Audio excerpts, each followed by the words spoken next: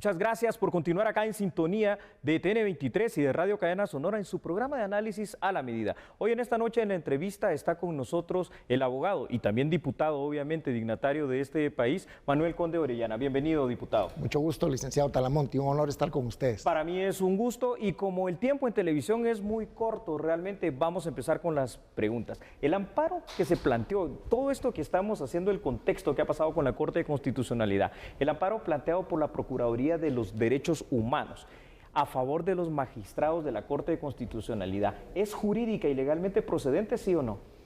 Bueno, yo creo que la acción del amparo, sí, el procurador puede interponer acciones de amparo en la forma que él lo considere pertinente.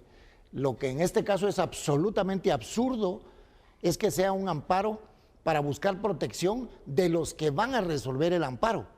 Ahí es donde se denomina autoamparo. Pues se le ha dicho autoamparo con toda razón, y ese autoamparo lo que nos muestra es la carencia que se está teniendo de estos señores magistrados de haberse alejado de una ética profesional en donde desde que somos estudiantes del derecho nos enseñan que cuando tengamos un conflicto de intereses, que cuando tengamos que resolver algo en donde tenemos relación de amistad, de parentesco o de interés en algún tema, debemos inhibirnos o bien podrían recusarnos.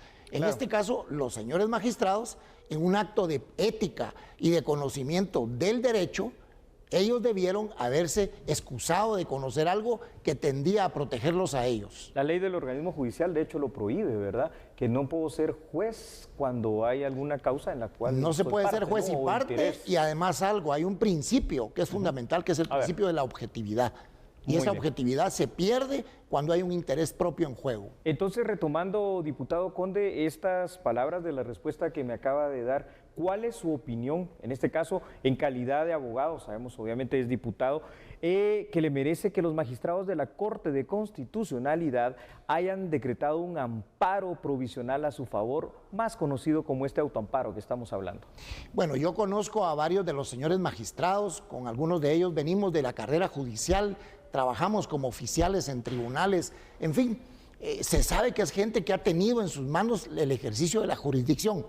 En este caso, los señores magistrados son magistrados de la Corte de Constitucionalidad, esa corte que tiene que velar porque la Constitución se cumpla. Artículo 68 de la Constitución. Se tiene que cumplir. Sin embargo, resulta que ellos, no una vez, por segunda vez, tramitan un amparo para buscar una protección ellos mismos. Y lo más delicado de esto es protegerse ante una obligación constitucional, que es rendir cuentas de sus actos. Dice la ley de amparo que a ellos no se les puede sindicar por sus resoluciones, pero de sus acciones ellos son responsables. Y la Constitución de la República, en el artículo 165, inciso H, le da al Congreso de la República la función específica de conocer si ha lugar o no a quitar la inmunidad al presidente, al vicepresidente, a los magistrados de Corte Suprema de Justicia, al Tribunal Supremo Electoral y a la Corte de Constitucionalidad. Sin esa norma no tendría sentido una acción que busque retirar la inmunidad a los magistrados de Corte de Constitucionalidad. Bueno, lo dramático aquí es que entonces se está rompiendo varios de los artículos que son obligación. O sea, la Constitución no es alternativa, no es si quiero la cumplo, si quiero no la cumplo o si quiero la interpreto de otra manera, debo de cumplirla. En ese sentido, entiendo que en esta situación que se ha vuelto un entuerto entre lo jurídico, entre lo legal, entre lo político, le pregunto lo siguiente, ¿tiene sentido la denuncia que la Comisión Permanente del Congreso de la República interpuso ante el Ministerio Público contra los magistrados de la Corte de Constitucionalidad? Quisiera tener un poco más detalles sobre esta situación. Claro que tiene sentido. Tiene sentido porque hay evidentes actos que son no solo violatorios de la Constitución, sino también ya trascienden al ámbito penal. Y en este caso, ¿qué es lo que procede?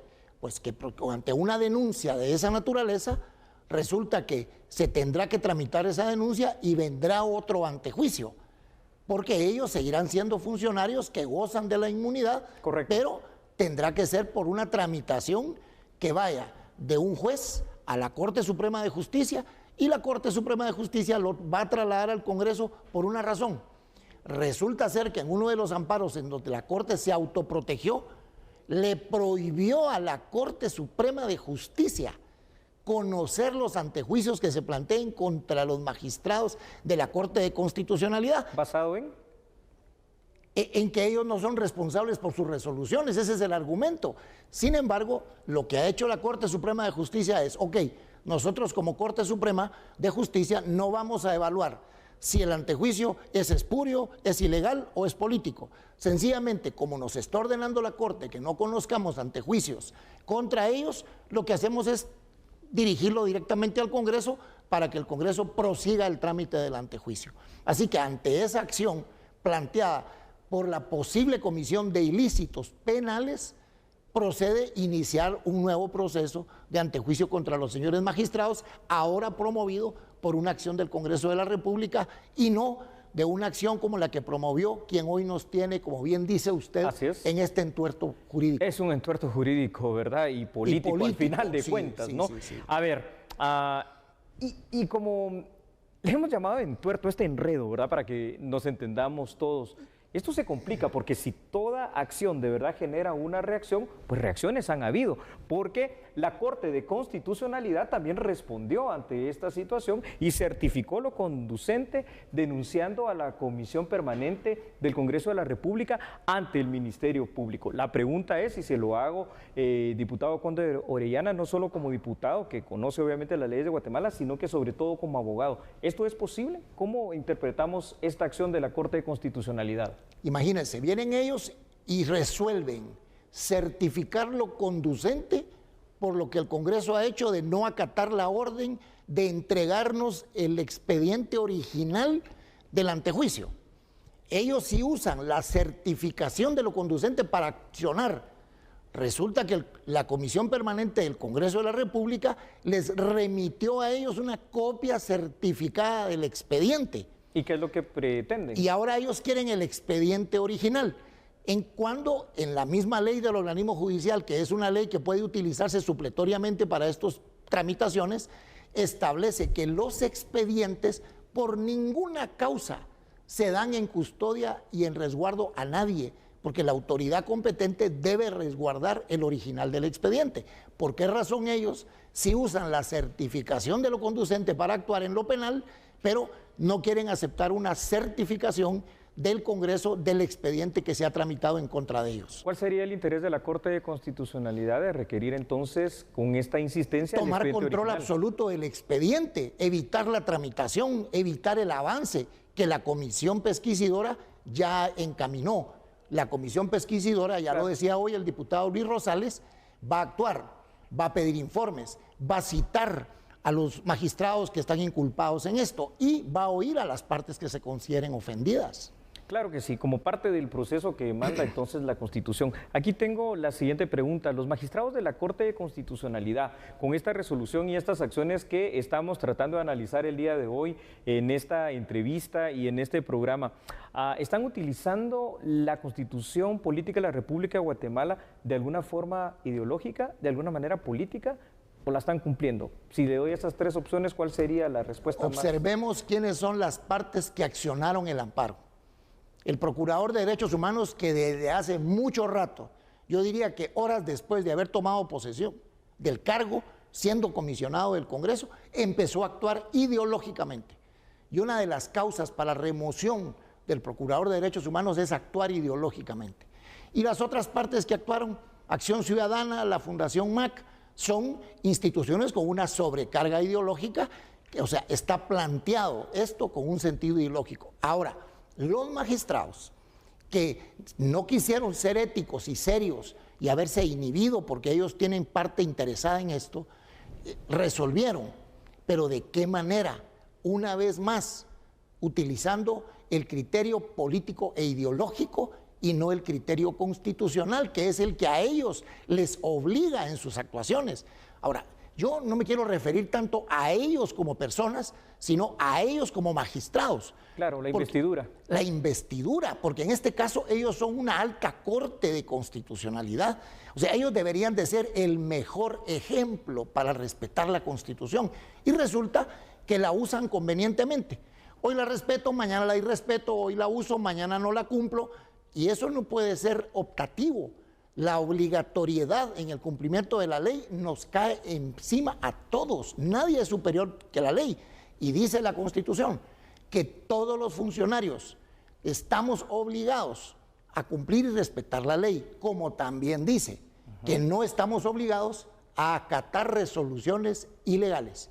Y en este caso, el Congreso de la República reconoce esa resolución como una resolución al margen de la ley, porque no respeta los procedimientos ni cumple con los postulados y las funciones establecidas en la Constitución para el Congreso. Diputado Conde Orellana, ¿qué es lo que cree usted y considera que va a suceder en este caso al final de cuentas si vamos tratando de tener un epílogo de esta historia tenebrosa? Porque es que no podemos estar irrespetando la Constitución una y otra vez y poniéndole tintes o matices ideológicos y políticos cada vez que convenga a alguien. Mire, lo que todos deberíamos de hacer, y me refiero a todos, al Congreso, a las Cortes, a la Corte de Constitucionalidad, a los señores magistrados, es respetar la Constitución. Ahora, ya escuchamos hace algún tiempo a una funcionaria que decía, el que nada debe, nada teme, y salió corriendo. Ahora yo pregunto, ¿cuál es el temor? ¿Cuál es la premura?